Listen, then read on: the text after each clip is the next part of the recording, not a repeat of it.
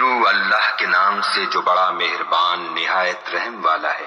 کاف ہا یا عین صاد، یہ تمہارے پروردگار کی مہربانی کا بیان ہے جو اس نے اپنے بندے زکریا پر کی تھی، جب انہوں نے اپنے پروردگار کو دبی آواز سے پکارا اور کہا کہ اے میرے پروردگار، میری ہڈیاں بڑھاپے کے سبب کمزور ہو گئی ہیں اور سر شعلہ مارنے لگا ہے، اور اے میرے پروردگار، میں تجھ سے مانگ کر کبھی محروم نہیں رہا، اور میں اپنے بعد اپنے بھائی بندوں سے ڈرتا ہوں، اور میری بیوی بانجھ ہے، تو مجھے اپنے پاس سے ایک وارث عطا فرما جو میری اور اولاد یعقوب کی میراث کا مالک ہو، اور اے میرے پروردگار اس کو خوش اتوار بنائیو۔ اے زکریا، ہم تم کو ایک لڑکے کی بشارت دیتے ہیں جس کا نام یحییٰ ہے، اس سے پہلے ہم نے اس نام کا کوئی شخص پیدا نہیں کیا۔ انہوں نے کہا، پروردگار، میرے ہاں کس طرح لڑکا ہوگا جس حال میں میری بیوی بانجھ ہے اور میں بڑھاپے کی انتہا کو پہنچ گیا ہوں؟ حکم ہوا کہ اسی طرح ہوگا۔ تمہارے پروردگار نے فرمایا ہے کہ مجھے یہ آسان ہے، اور میں پہلے تم کو بھی تو پیدا کر چکا ہوں اور تم کچھ چیز نہ تھے۔ کہا کہ پروردگار میرے لیے کوئی نشانی مقرر فرما۔ فرمایا، نشانی یہ ہے کہ تم صحیح و سالم ہو کر 3 رات 3 لوگوں سے بات نہ کر سکو گے۔ پھر وہ عبادت کے حجرے سے نکل کر اپنی قوم کے پاس آئے تو ان سے اشارے سے کہا کہ صبح و شام خدا کو یاد کرتے رہو۔ اے یحییٰ، ہماری کتاب کو زور سے پکڑے رہو، اور ہم نے ان کو لڑکپن ہی میں دانائی عطا فرمائی تھی، اور اپنے پاس سے شفقت اور پاکیزگی دی تھی، اور وہ پرہیزگار تھے، اور ماں باپ کے ساتھ نیکی کرنے والے تھے، اور سرکش اور نافرمان نہیں تھے۔ اور جس دن وہ پیدا ہوئے، اور جس دن وفات پائیں گے، اور جس دن زندہ کر کے اٹھائے جائیں گے، ان پر سلام اور رحمت ہے۔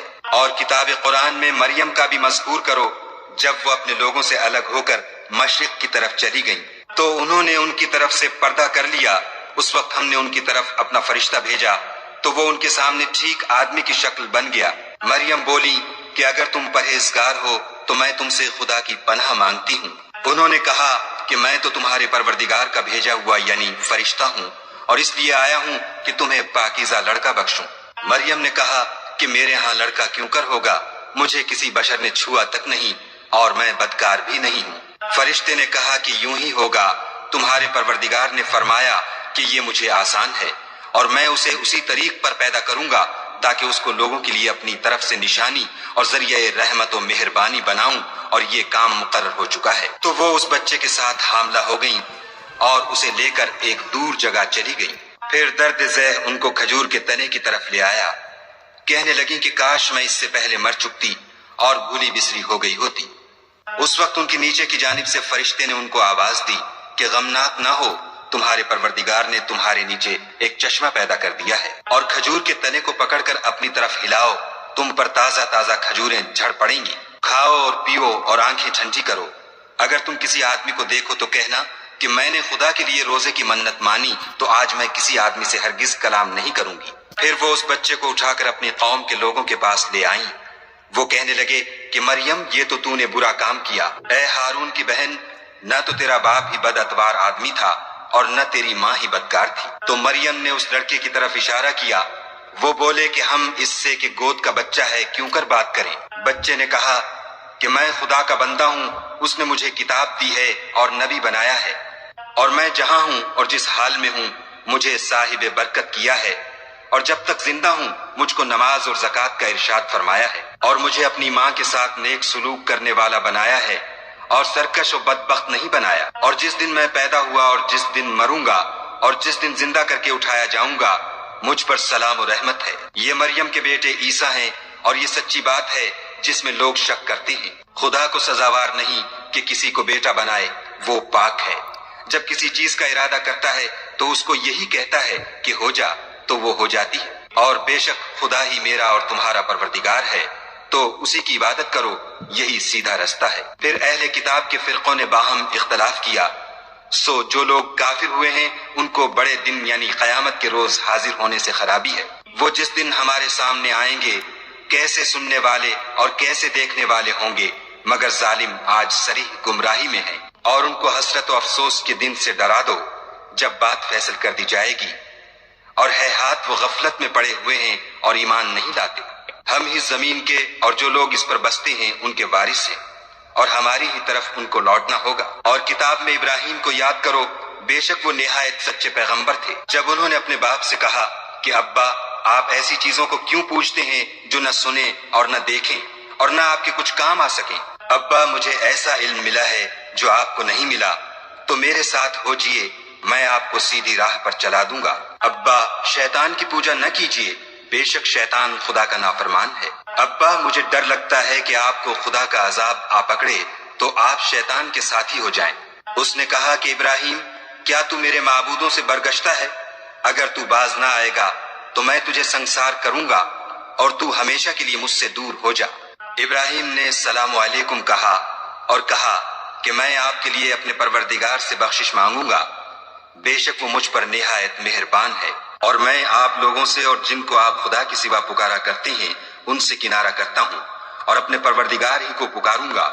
امید ہے کہ میں اپنے پروردگار کو پکار کر محروم نہیں رہوں گا۔ اور جب ابراہیم ان لوگوں سے اور جن کی وہ خدا کے سوا پرستش کرتے تھے الگ ہو گئے تو ہم نے ان کو اسحاق اور اسحاق کو یعقوب بخشے اور سب کو پیغمبر بنایا، اور ان کو اپنی رحمت سے بہت سی چیزیں عنایت کی اور ان کا ذکر جمیل بلند کیا۔ اور کتاب میں موسیٰ کا بھی ذکر کرو، بے شک وہ ہمارے برگزیدہ اور پیغمبر مرسل تھے، اور ہم نے ان کو طور کی دہانی طرف پکارا اور باتیں کرنے کے لیے نزدیک بلایا، اور اپنی مہربانی سے ان کو ان کا بھائی ہارون پیغمبر عطا کیا۔ اور کتاب میں اسماعیل کا بھی ذکر کرو، وہ وعدے کے سچے اور ہمارے بھیجے ہوئے نبی تھے، اور اپنے گھر والوں کو نماز اور زکوٰۃ کا حکم کرتے تھے، اور اپنے پروردگار کے ہاں پسندیدہ اور برگزیدہ تھے۔ اور کتاب میں ادریس کا بھی ذکر کرو، وہ بھی نہایت سچے نبی تھے، اور ہم نے ان کو اونچی جگہ اٹھا لیا تھا۔ یہ وہ لوگ ہیں جن پر خدا نے اپنے پیغمبروں میں سے فضل کیا، یعنی اولاد آدم میں سے، اور ان لوگوں میں سے جن کو ہم نے نوح کے ساتھ کشتی میں سوار کیا، اور ابراہیم اور یعقوب کی اولاد میں سے،